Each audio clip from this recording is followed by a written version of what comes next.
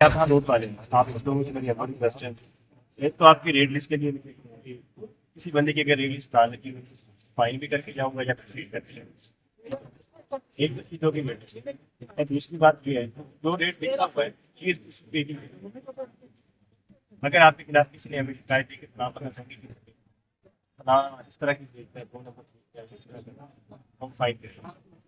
ठीक है जी। आप जितने भी यहाँ पे पीरा पुल पे ये जो आप एक तो आपकी ये सारी दुकानें हैं, आपको ऑलरेडी पता है ये सारी आप लोगों ने रोड के ऊपर इंक्रोचमेंट की है। कल को जब हम कभी ऑपरेशन करें उसकी बात नहीं दिल्ली में लेके जा रहे हैं। बेहतर तो ये है कि इसका कुछ परमानेंट आप लोग हल निकालें, कोई दुकान है जहाँ पे आप लोगों ने मर्जी लेकिन रोड से हट जहाँ पे आपकी अपनी मंडी है तो वहाँ पे उसको आप जल्द से जल्द रिमूव कर दें। हेलो, और जिस दिन हमने ऑपरेशन किया ये सारी चीज हमने रिमूव करवा दी। उसके बाद आपकी रेट भी लास्ट में हुई है और जो रेट लिखा है उसी पे 25 अगर शिकायत आई तो आपके खिलाफ हम एक्शन। ठीक है।